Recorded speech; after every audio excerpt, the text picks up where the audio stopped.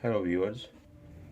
आज बात करते हैं एक नोटोरियस कॉम्बिनेशन, राहु मंगल। तो राहु और मंगल बड़ा बदनाम कॉम्बिनेशन है। It's very dangerous. Dangerous in the sense कि इंसान को बड़ी कशमकश टसल्स में डालता है, स्ट्रगल में डालता है। हम्म, तो लड़ाई झगड़े हो जाते हैं राहु मंगल के होने से। क्योंकि राहु क्या है? राहु आपकी उभरती हुई इच्छाएं हैं, your your flight of mind. आप स्ट्रेटजीज बनाते हो, प्लानिंग करते हो, बहुत उल्टा सीधा सोचते हो।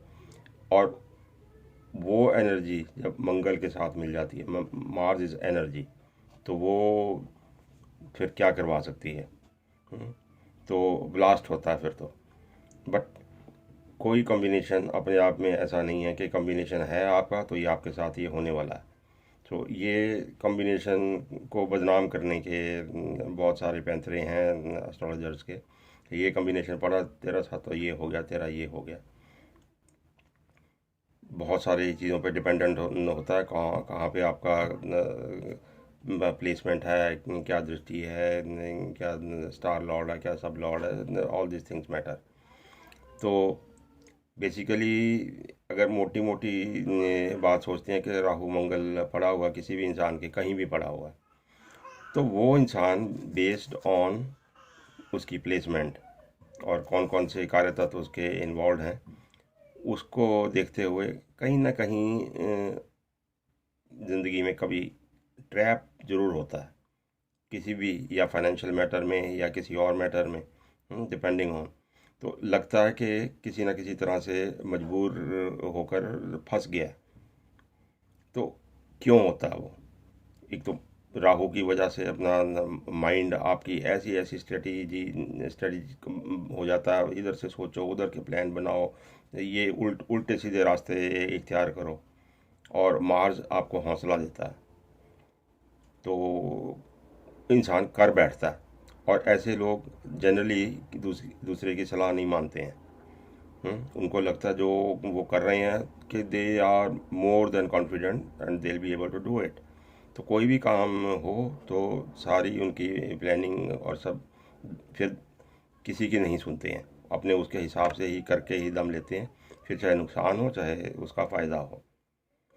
तो ये रहे राहु मंगल वाले।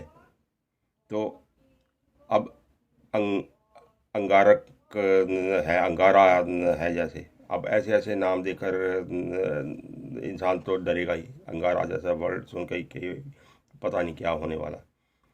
मैंने इतने शांत शांत लोग भी इस कॉम्बिनेशन वाले देखे हैं। भिड़ते तक नहीं है किसी से। हम्म, और जो है अंदर ही रखते हैं। बट उनके साथ भी अगर वो अंदर भी रखते हैं, शायद कोई ना कोई बेवकूफ़ बना के और उनको किसी ना किसी तरह से ट्रैप कर लेता है।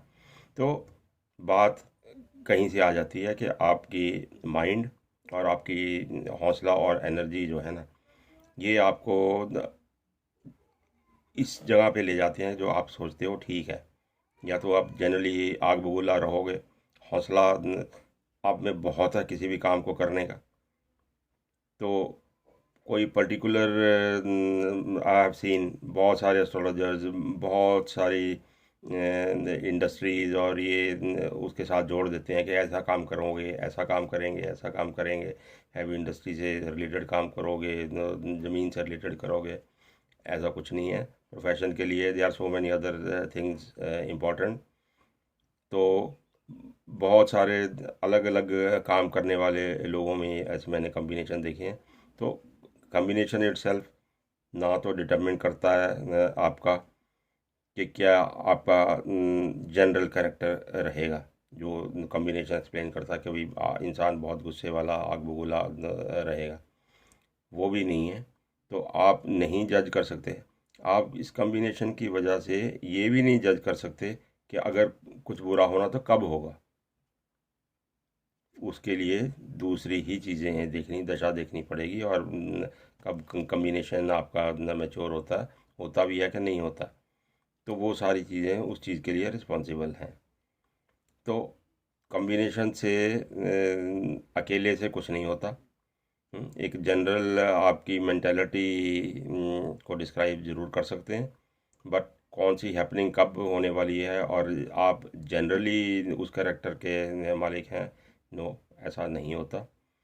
तो राहु मंगल कोई भी डेंजरस हो, या आप स्कैम हो सकते हो, या आपको कोई लड़ाई झगड़ा हो सकता है, कोई मारपीट हो सकती है आपकी, कोई एक्सीडेंट्स हो सकते हैं, ऐसा जनरल बोलने के लिए तो अच्छा है। बट कब कहाँ कैसे होना होना भी है कि नहीं होना, तो you can't be sure about that. तो जनरली डरने की ज़रूरत नहीं है। जब होगा तो जन्मपत्री को पूरी को असेस करने के बाद ही पता लगता है कि कब क्या होने वाला है। So just relax. अगर आपकी जन्मपत्री में राहु मंगल कॉम्बिनेशन है, just don't be scared. Thank you.